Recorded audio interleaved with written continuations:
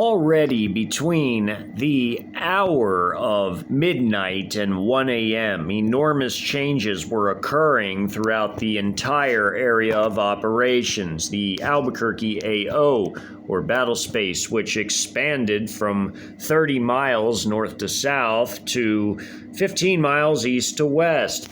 As the 3rd Armored Brigade of the Iranian Regular Army, not the IRGC paramilitary, but its ordinary army, was moving throughout the southeast corner of the area of operations, already crossing into the downtown area across the last remaining standing bridges in the entire metro area, as the Babur Alpha 1s fired by the 176th Missile Artillery Regiment of the Pakistani military had slammed into the bridges all up and down the Rio Grande River, minus the I-40 highway bridge and the adjacent street bridges which spanned the river near the downtown area, as the purpose for removing the bridges was to better concentrate all of the American military forces into one area, making them easily manageable, while Pakistani battalions from the 18th Infantry Division of the Pakistani Army were to move in blocking positions to prevent any escape across the last remaining bridges in order for other Pakistani military forces of the 18th Infantry Division, as well as the Iranian forces of their 3rd Armored Brigade, to crush rapidly the American Air Force personnel and forces in the Kirtland Air Force Base, as well as also eliminate the National Guard forces, which at this point only consisted of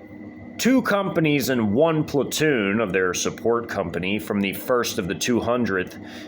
Infantry Regiment, a mechanized infantry battalion, as they were the 1st battalion of the 200th Infantry Regiment, and the rest of their battalion was in the city of Santa Fe, guarding the state regime apparatus and their associated buildings and areas,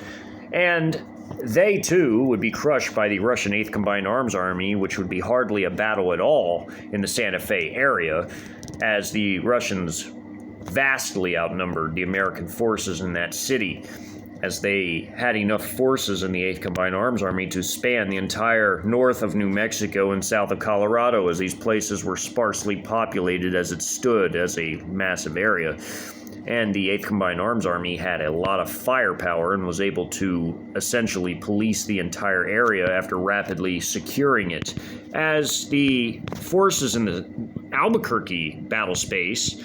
were already making good time, as time was everything in this invasion, as the invasion was set to be a 4th generation warfare coup de grace, a masterpiece in waging war, as the doctrines of 4th generation warfare placed heavy emphasis on the Trojan shock armies, which were in the driver's seat of the entire doctrine, with the externals actually taking a backseat, as in the forces that crossed the actual borders into enemy lands. They were simply to be a rapid, heavy-handed reinforcements for these Trojans, who were already deep inland doing much of the heavy lifting, as the 3rd Armored Brigade's elements rapidly moved from their CCP properties to the west of the river as it pertained to one of their comprising armored battalions and one of their armored infantry battalions into the downtown area. Within the first hour, they were already there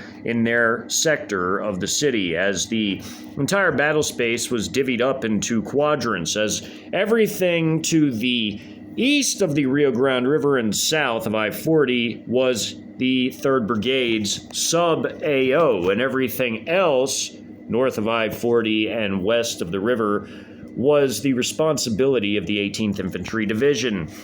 As all of their multiple comprising battalions of both units had their own key objectives, they were already rapidly achieving massive results, as already by 1 a.m., Two armored battalions of the 3rd Armored Brigade had sliced their way into Kirtland Air Force Base and were rapidly in the process of pincering a massive grouping of the installation's security forces and pararescue troops who were feverishly trying to resist with all that they had, because Kirtland was the nation's premier nuclear weapons storage installation, as in the underground facilities that were 300,000 square feet large, with ample nuclear weapons in various stages of either being stored, being maintained, or being decommissioned. This base was highly critical to the American nuclear weapons forces and program overall, and the Iranians would be capturing this installation, and the contents beneath would be their buried treasure in the literal and proverbial sense, their entire reward for partaking in this invasion, which they would have had to anyhow, as they were bound by various pacts and agreements with both China and Russia, and were firmly cemented into their coalition and wanted to prove themselves as a worthy ally and had thus come along, but were being rewarded greatly in the process. As Pakistan was a traditional, long-time Chinese ally, they would have come along regardless, no matter what. And they were already achieving massive results in their sub-AO of the entire battle space, as their various battalions of the 2 brigades that comprised the entire division were on the move everywhere. Armed reactionary civilians were also on the move as a result of refugees already fleeing early on the moment they had gotten word through people transiting on ordinary travels, witnessing these different foreign forces. They did not recognize their nationality, but they knew they were not American because the lights had gone out, the internet went out, telecom went out, and anything satellite-based, including GPS, which people depend on for travel, had also gone out, as the entire anti-satellite and cyber strikes had tipped everybody off as something massive was underway, not to mention seeing all sorts of military movements that were not American, as people traveled in ordinary travels all throughout the land, and as they spotted these, they had spread word by word of mouth as quickly as they could, and the domino effect of people telling other people and moving through areas telling people of what they saw had caused groupings of armed Americans to essentially cluster in certain areas, as this is exactly a real-life occurrence, as that's exactly what would happen and was happening. These forces were spotted by the ISR surveillance grid, as the Chinese and Russian AI systems had cemented the entire coalition together as they could translate in all languages and making the communications seamless and easy. The communications were never a problem between all the coalition members, and all their ISR assets were even cemented into the system, as they all were now linked up and synced up with the Chinese and Russian artificial intelligence real-time battlefield data processing networks, which sent back rapid-fire data to the combat data links in all vehicles, as although the Iranians didn't have the PDA versions of the combat data links carried by NCOs in the Russian and Chinese armies in their armed forces, they at least had them in every vehicle. And even the Pakistanis, who only had them at the company level, minus a few vehicle types as well, they would simply relay everything they seen on their combat data links to the combat forces operating on the ground by radio and act as a sort of dispatcher, and thus constantly keep the information flowing by informing all of their forces where exactly enemies were and where to go and what to do and what to fire and when to fire and how. All of this information was transmitted seamlessly again to the coalition members, including the 18th Pakistani Infantry Division and their forces, even though they were in the midst of a massive military overhaul and modernization program undertaken by China for them. They were still far enough along on the modernization process to where they would fit in flawlessly as far as it pertained to the ISR surveillance grid. Everything seen by the Chinese or the Russians or the Iranians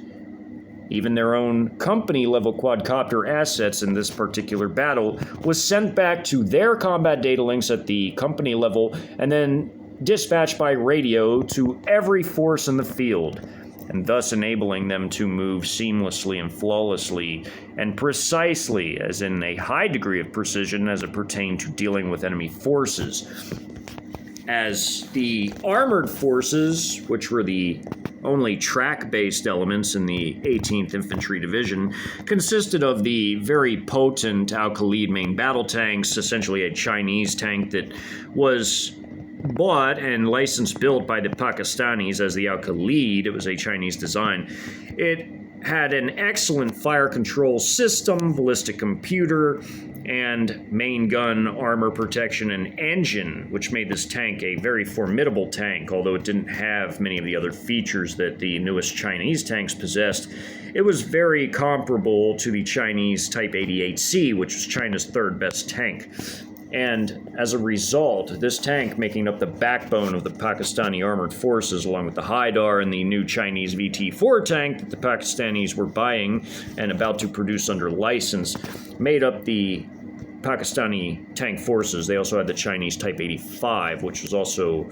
a very similar tank to the Al-Khalid, but not quite as advanced.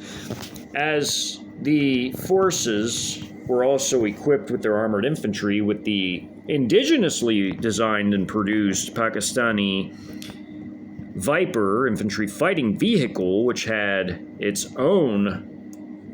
computer system in terms of ballistics as well as fire control, as well as its weapons station turret. It had a 30mm autocannon, a 7.62mm coax machine gun, and 2 Concours anti-tank guided missiles. This also had moderate protection in the armor realm, although to make up for it, it was highly mobile and fast as far as vehicles go, military tracked vehicles, which was a trade-off, although it still had decent armor protection in the front and sides, as it had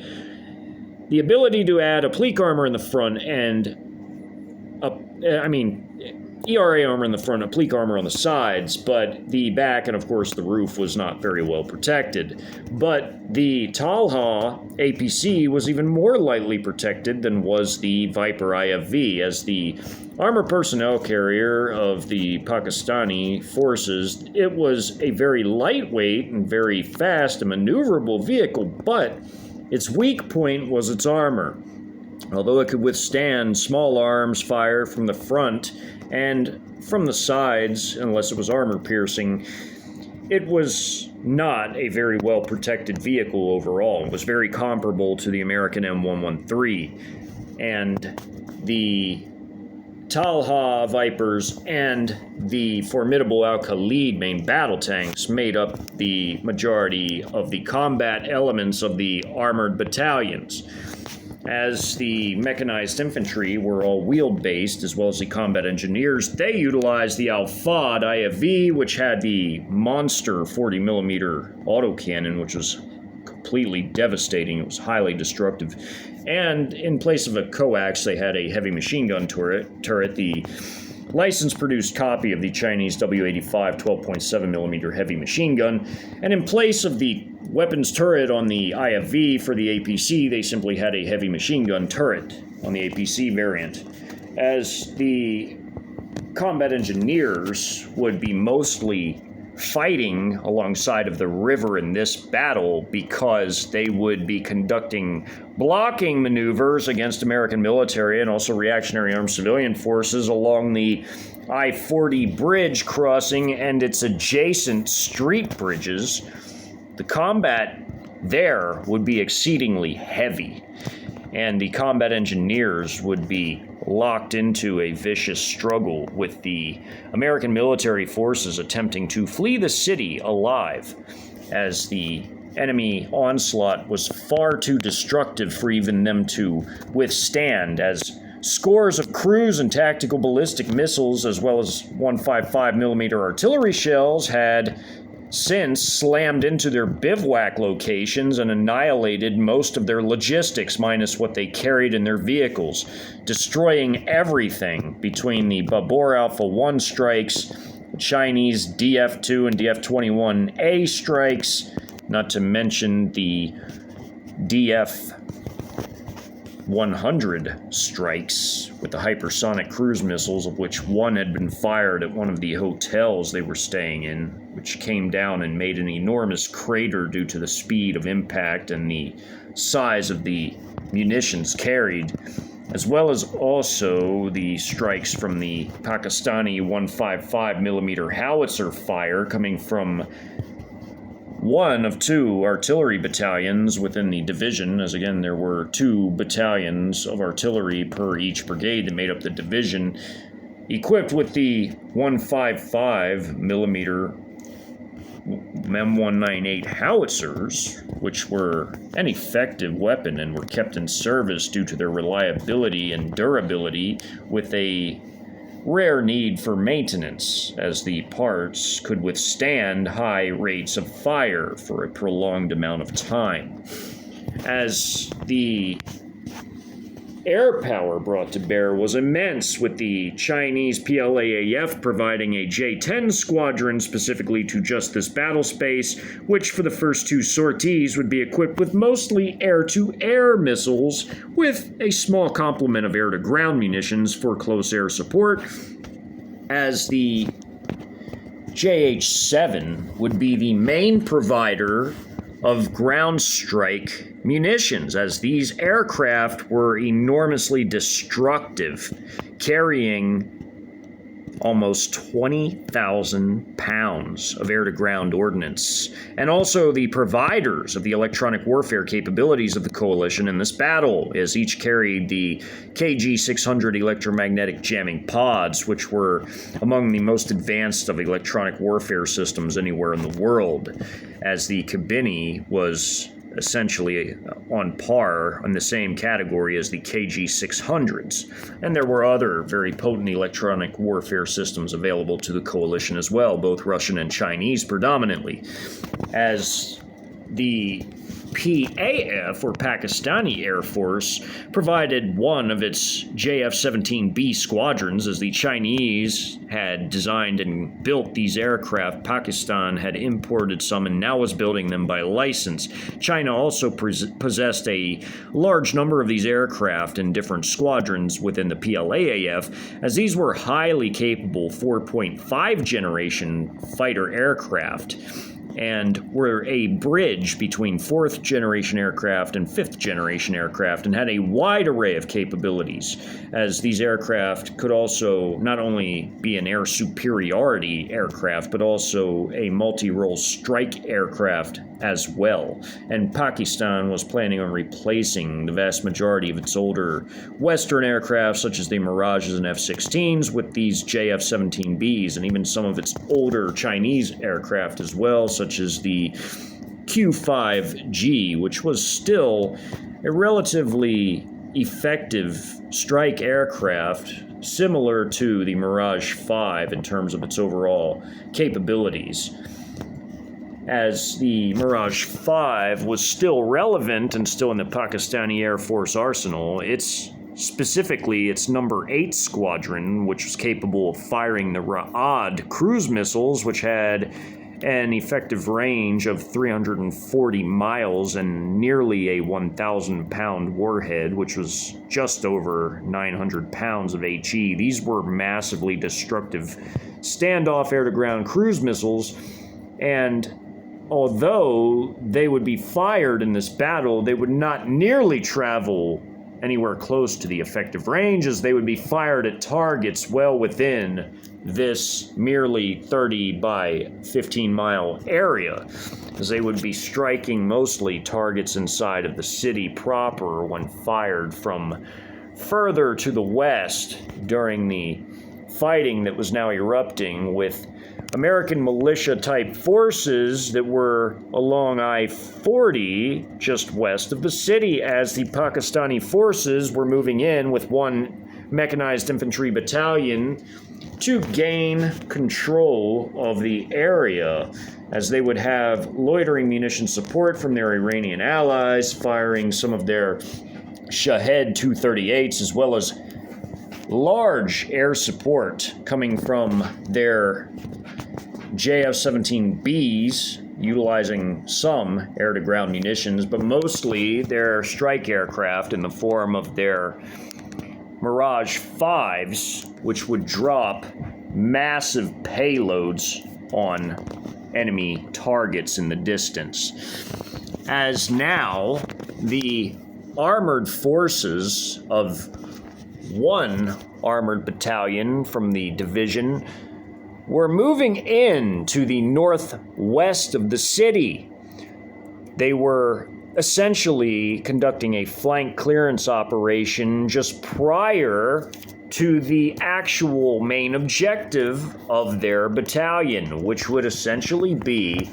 to move in and assist the Combat Engineer Bttn of their same brigade within their division after they cleared the flanks to the south of the city,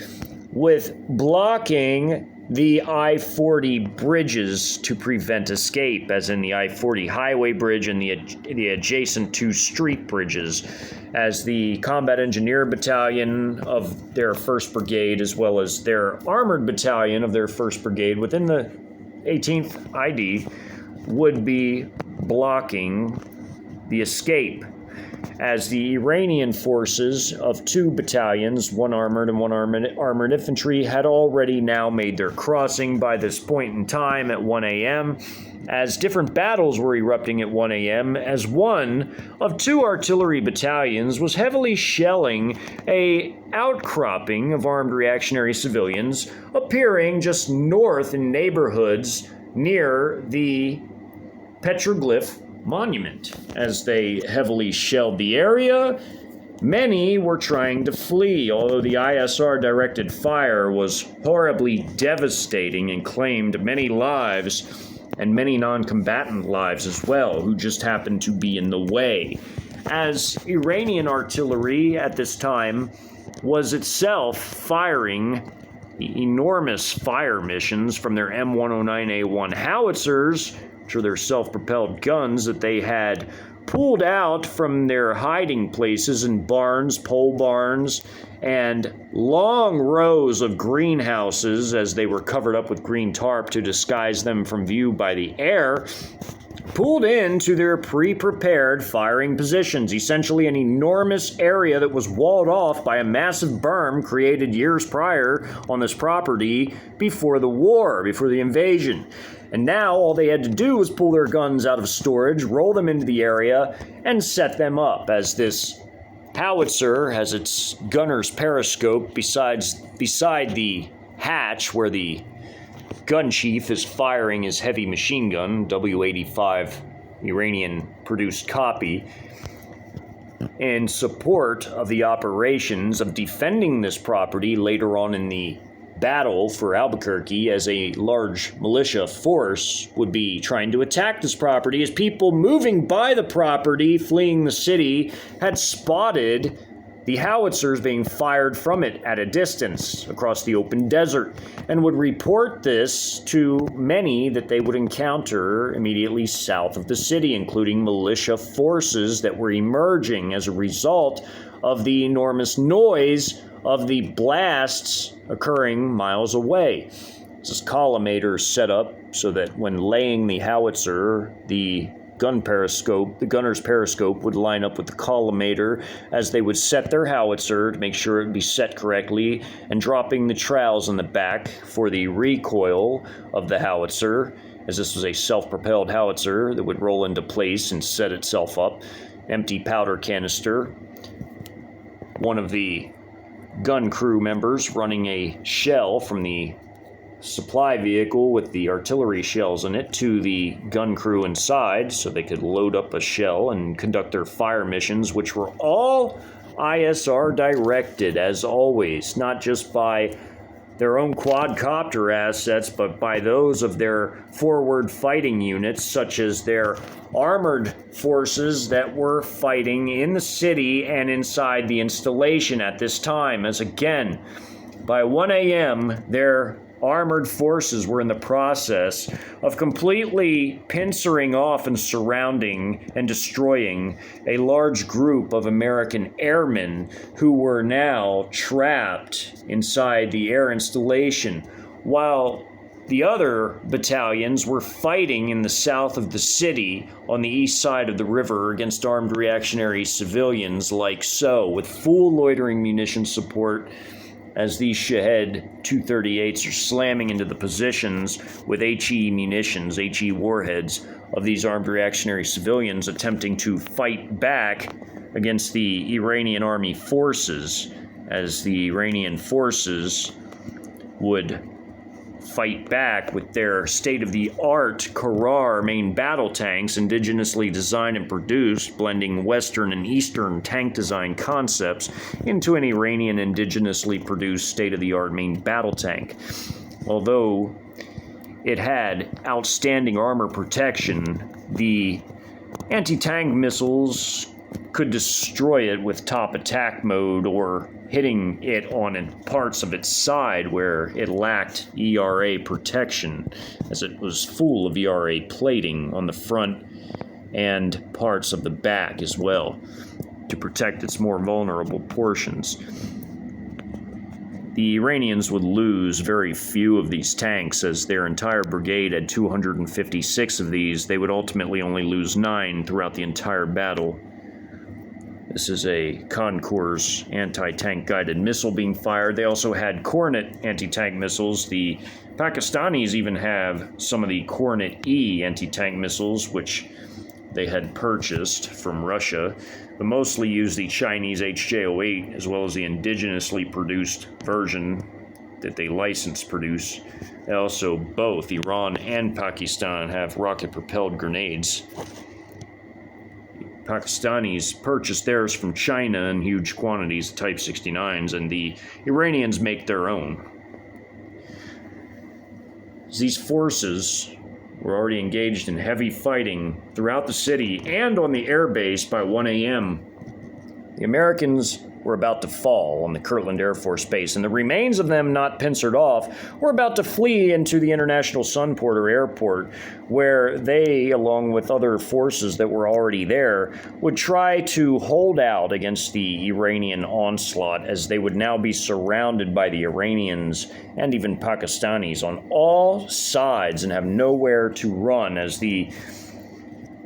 Iranian 2 battalions would indeed seize control of the airbase in another hour, as by 1 a.m., when the armored forces moved in, as the mechanized infantry had skirmished with a group of 200 armed reactionary civilians who wisely fled as they lost many of their number, the mechanized infantry would move in and seize the Double Eagle Airport, which would become a fob later for occupation of the area, while the Armored Battalion is moving in, using their ISR assets to guide all of their actions to surround a group of armed reactionary civilians and destroy them before moving on to intercept another group fleeing mechanized infantry and heavy artillery bombardment, which was already claiming a large number of them as they were materializing in a relatively large neighborhood just to the north of the Petroglyph Monument. As we go to the map, 3 companies are involved in this particular battle occurring in this 1 by 1 mile area. This is called the Ventana Park area / Paradise West. This is a mixed commercial and residential area and has some touristy aspects to it, as the Petroglyph Monument is to the south. There's a number of hotels, offices, and stores, such as a big box store right here by this ridge. This is a deserty area with a lot of high ground in it, and apartment complexes and large homes in the north of this area. There's a gas station here, offices and stores, and more offices and more stores, and homes, luxury apartments, and larger homes in the north of this area.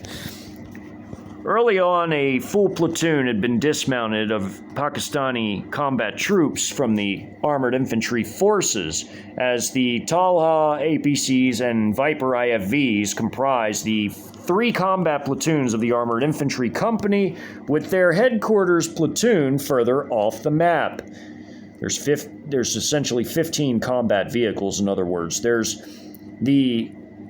armored company with its 4 combat platoons and headquarters platoon, and another armored company with the same. As they're moving into this area, this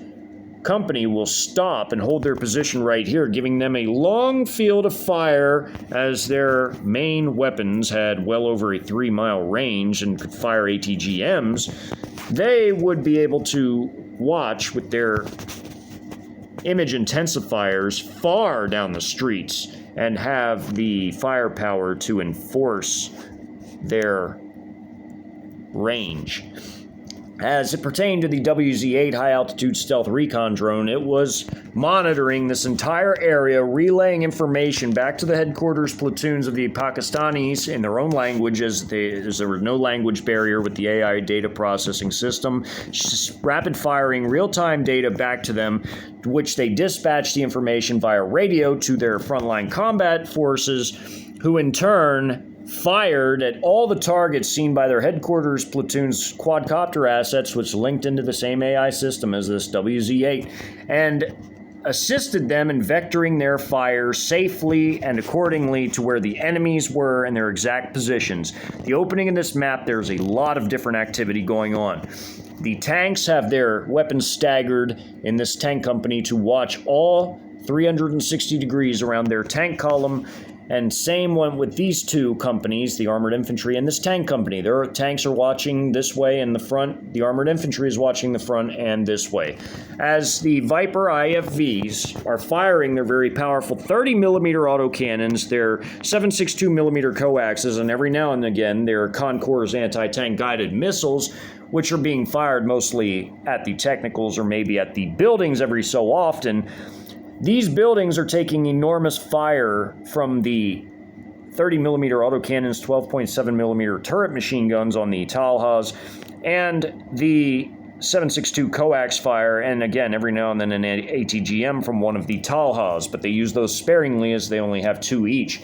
As the tank companies are firing the vast majority of the heavy firepower with their 125mm main guns, already as they're at these positions at this moment in time, an airstrike, which was ISR directed, was called in as this grouping was seen. Many were going into this building, this store. There were others trying to run around this direction as they were taking fire from the lead Viper IFV. These forces here, all these technicals, and they were by definition, they had armed men in them. There were pickup trucks and SUVs with armed men, and all these dismounts were all trying to bunch up and figure out what was going on, because they had to communicate through word of mouth or hand gestures, and which caused them to bunch up as there was no ISR, no communication, even for the armed civilians, of course. And they were basically having an airstrike called on them with 4,000 pounds of air-to-ground munitions, laser-guided, dropped on their positions with one of the Mirage 5s of the squadron, as the Mirage 5 can carry over 8,000 pounds of air-dropped ordnance, but this one's dropping 4,000 on them, which completely annihilates most of these buildings, these stores, which guts these buildings and leaves hardly anything left, and KIAs these personnel inside, destroys these houses on the ends and guts these other ones because they land right here.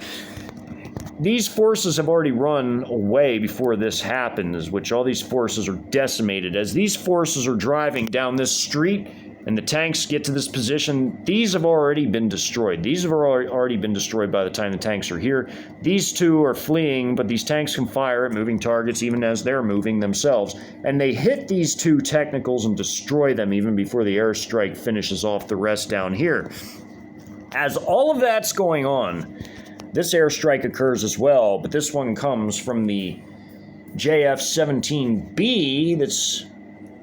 coming over this area and dropping 2 1,000-pound munitions, it's limited air-to-ground munitions it's carrying, onto this group, this large group trying to flee below. ISR directed, it was spotted by the WZ-8. and also the company-level quadcopter assets patrolling the area, which had seen this group emerging from this building. A tank shell was vectored in at the same time, destroying these 3 personnel on the end here, and more shells slammed into the building. As these munitions are dropped right here, the explosion damages and guts these buildings on their corners because it happened right here. These 1,000-pound munitions are massive, and all these personnel were wiped out. As that's going on, these personnel are eliminated at the opening of the map by heavy tank shell fire, turret machine gun fire from the tank turret gunners. As they were also firing their coax, they swept these areas clean of any personnel who tried to fire back but could do absolutely nothing to the tank armor,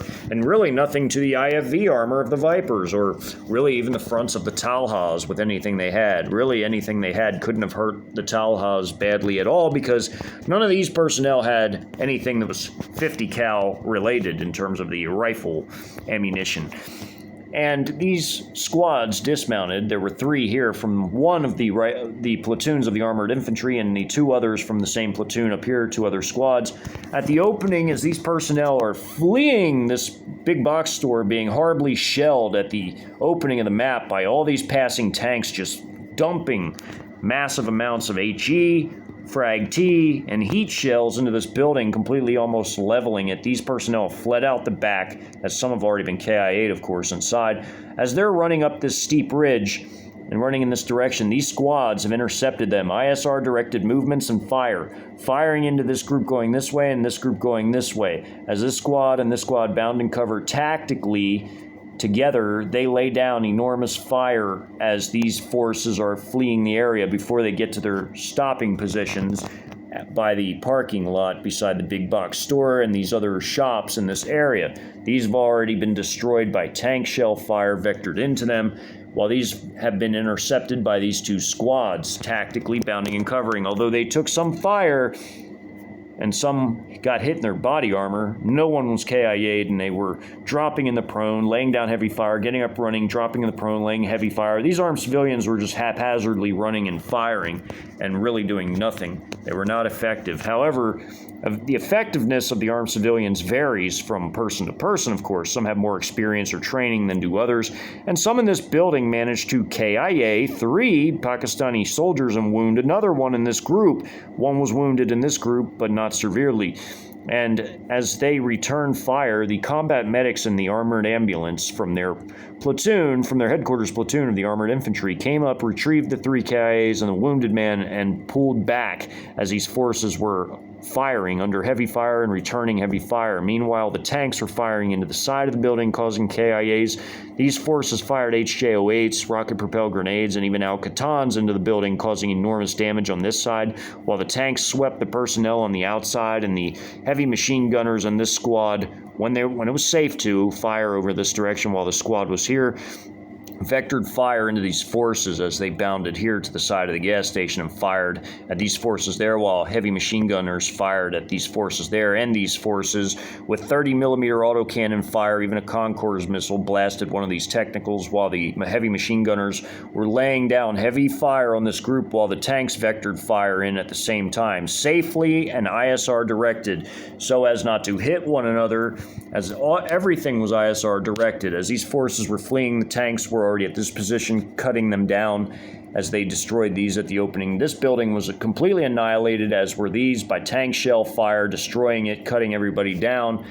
As now, these personnel were also cut down by a Frag T shell landing in this area, with more heat shells and Frag T shells, HE shells, all slamming into this building, completely gutting it, and also hitting these personnel on this side with a tank shell going right through the middle as these tanks were now progressing. And again, the tanks would have still been in the same position, because even as the lead tanks got here, there's only 2 platoons shown on this map, and there's 2 more combat platoons following behind. So they can hit everything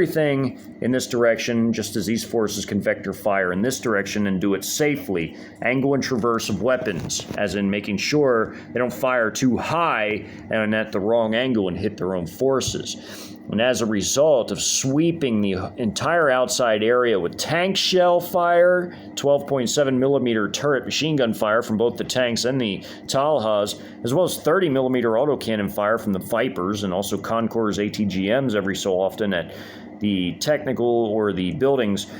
Many of these forces inside of these buildings are already annihilated, but as these forces move in to clear this building, this full squad and what's left of this squad, these 6 troops, run in to clear this building, and they get into a few small firefights in the hall with survivors. As these forces had all been KIA'd on the outside, the 2 squads will then basically bound out of the building, take position on the street as they make sure everything's clear here. As they have cover from their tanks and their IFEs tactically, they then bound into this building and clear what's left of it, getting into some small firefights in this building.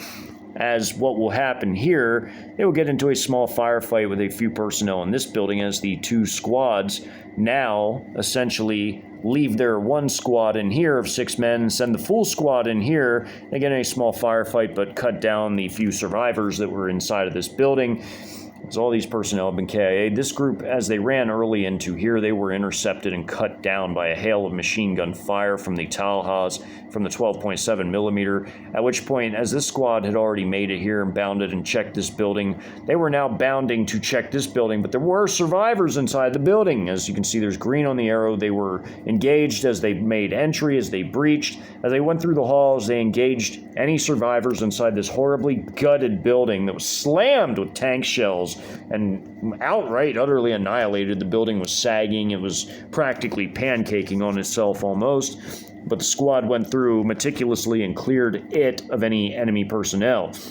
As these forces had already fled early on, by the time they got here, these vehicles were coming around of the armored infantry, and as these tanks came through, these forces were fleeing from the Double Eagle Airport area, and as they did so, they were hit by tank shells and destroyed, these 3 technicals here. At the opening, these were already destroyed because they were trying to flee away from the lead tank and the lead IFV, who fired 30 millimeter fire and a 125 millimeter tank shell at this grouping here and destroyed them,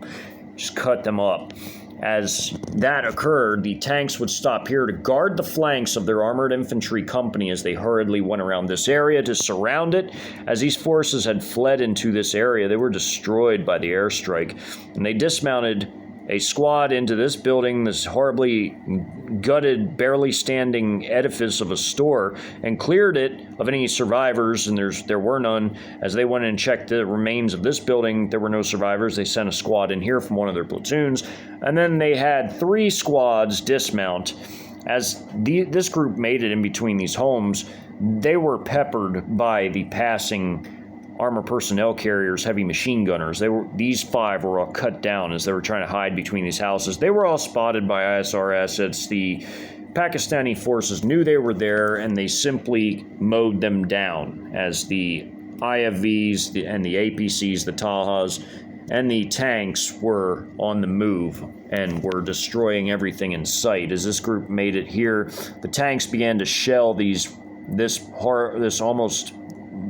barely standing home, this horribly gutted home, and this home that was standing was horribly shelled by tank shells to get these personnel here who tried to hide behind the house as the tanks were sitting here. This happened at the same time as these vehicles were moving and deploying 2 squads to check the remains of these buildings, these barely standing buildings that were basically completely destroyed for all intents and purposes, but were slightly standing. As these forces tried to hide in between the homes, they were seen and cut down again by machine gun fire, as were these forces.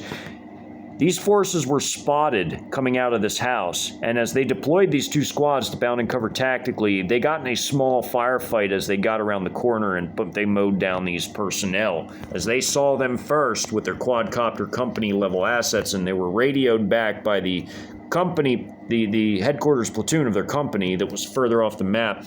that there were enemy personnel on the other side of the house, because they were monitoring the combat data links. They knew their personnel were in this area, so because they could see them through the ISR assets, and they told this squad by radio that these personnel were coming out of the house, so they cut them down first. They knew they were there. Through a hand grenade, they fired around the corner, cut them down. as they bounded and covered tactically together into this area. These personnel were fleeing the area and they were being fired at. A few were cut down, but the rest actually managed to escape. But they would be intercepted by the other companies moving down off this map into the area, as now these forces were being cut down by the lead vehicle by the time this entire armored infantry company got here and deployed their squads. The lead vehicle, their lead IFV, was firing their weapons, their 30mm autocannon with their HE armor-piercing ammunition, and their 7.62 by 54mm coax, which between both weapons were completely devastating to the dismounted personnel in this technical with personnel in it, and it shredded them all up as these forces were running, and the squad was firing at them because they were in a wedge formation. They could see them on this side and the other side. That's what the wedge was for, to cover both sides of an area. And they cut some of them down, but the rest made it as they were running fast, and hitting moving targets sometimes can be a little difficult. They also dismounted a squad to check this block as they saw movement here with their ISR assets. Their lead vehicle fired a Concours and blew this house to pieces, as well as 30mm autocannon fire with HE armor-piercing ammo. There was nothing left of this home, and the personnel behind it were thoroughly cut down, as well as this group here by the shed in this backyard and this wall, this fence. It was a short wall, one of those stucco concrete walls, and they were firing around it, taking cover from it, but they were firing back with their light machine gun fire from their RPD, their Chinese RPD copy, which was the Type 56-1, and they were also firing their small arms, their standard Type 56 rifles that they were equipped with, and as well as throwing hand grenades across the yard, and they simply mowed these personnel down. There were only 4 of them in this group, and they were all cut down in the hail of fire that was exchanged. Although they would lose 1 soldier in the exchange, the Pakistanis would medevac the soldier, but he would basically succumb to his wounds and die, as the armored ambulance further back from their headquarters forces just couldn't make it in time. The wounds were too critical, and he fell in battle. As these forces on this side at the opening were destroyed by frag T shells, 12.7mm fire, and coax machine gun fire, just raking this entire hill area, this hill on the side of this house, they just mowed these forces down at the opening of the map like it was nothing. Some of these forces by this swimming pool in the backyard of this home were already cut down by heavy machine gun fire from the tank turret gunner, while the others ran. They loaded a frag T shell from one tank and fired it and decimated them as they were running towards this hill and this backyard with a pool to try and hide to get out of the area. They were destroyed. This apartment rental office was heavily shelled by tank shells, as was this technical, destroyed by a frag T shell. They wouldn't even waste anything more destructive on the technical, so they just used a frag T shell and blew it to pieces, as well as firing heat shells into the building and blasting the building apart, and HE shells, and cutting these forces down by firing heavy machine gun fire and a frag T shell into this area, which damaged this building horribly on this apartment block here. These were luxury apartment condos, swimming pool house, rental office, parking lot. These forces were destroyed by the hail of tank fire, all of them. And on this side, the squad that had checked this building with the other squad that left, the 6-man squad that remained to check this building, had bounded across the street, checked this area after the tanks had thoroughly fired and cut these forces down and shredded this building to absolutely nothing. It was a rubble pile after the tank shell fire and heavy machine gun fire was vectored into this area, along with fire coming from this direction as well from the Talha heavy machine gunners on the turret guns,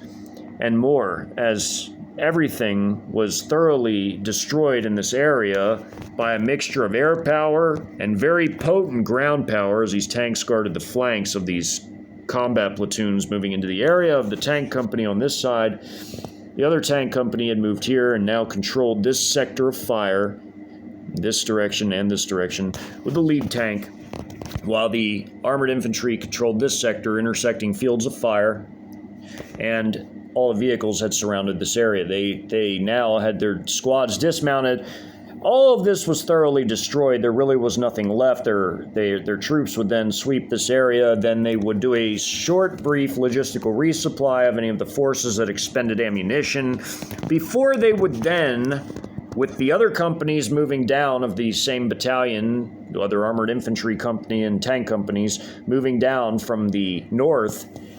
into this same area as they had surrounded those forces and thoroughly destroyed them with air power, their armor, and their armored infantry forces. After a brief logistical resupply, would move hurriedly to intercept these fleeing armed reactionary civilians, many having been destroyed along with many non-combatants in this massive artillery barrage slamming into the western parts of the city as the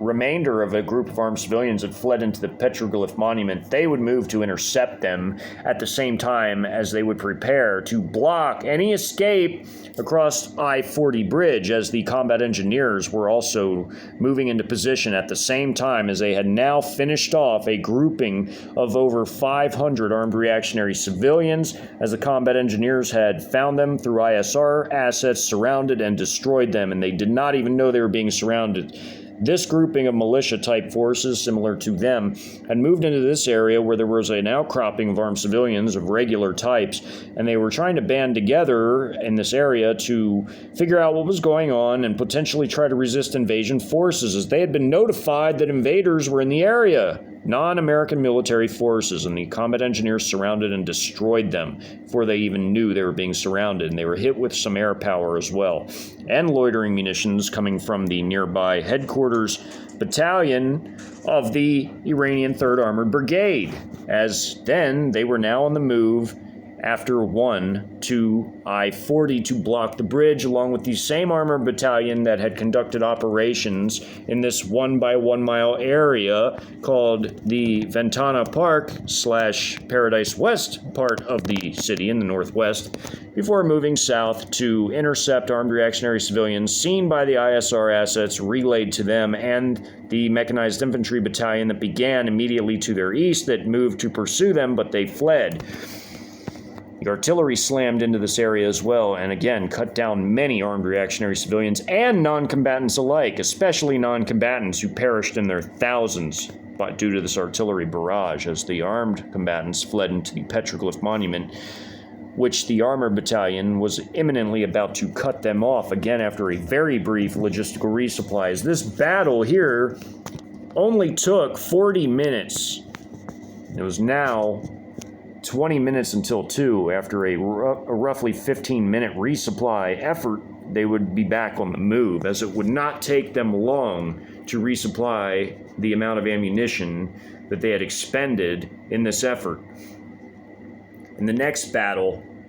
a major battle erupted in this area of the city, as American forces had sent out reconnaissance efforts by their comprising elements to figure out what was going on and where. And as Alpha Company of the 2nd of the 198th, which is part of the 155th Armored Brigade Combat Team, which itself was part of the larger 36th ID of the Texas National Guard, had been sent to not just bolster the New Mexican National Guard, but train with them, as they didn't know an invasion was coming. And it happened. These forces were ostensibly paired with the companies of the 1st of the 200th, and now they were trying to figure out how to get out of this situation, as the artillery and missile barrages were immense and had destroyed their bivouac sites, which they had, fortunately for the time, escaped from with their lives and their vehicles, fortunately. When they were now trying to flee the city, they were sending elements of their forces together to scout the local area. As they lacked ISR and communications capabilities, this was exceedingly difficult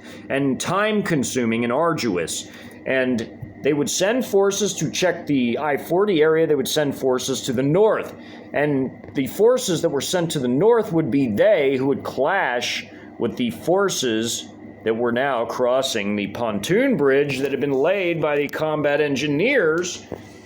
of the Pakistani 18th Infantry Division, as the combat engineers would have ample air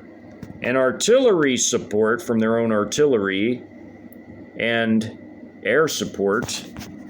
from their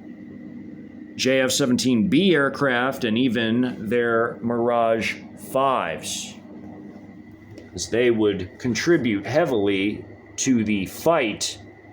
in the northern part of the city by their pontoon bridge, as their pontoon bridge would end up coming under relatively heavy assault, as in this relatively large area, nearly a 4 by 2 mile area here, a large battle would commence, and the American forces would actually give the Pakistanis in the area a bloody nose. They would put up one hell of a fight for what they had available to them. But they would ultimately not prevail and would be utterly annihilated by the combination and force of arms of the coalition of their very potent ground forces and their very potent air power, as would be demonstrated in the next video.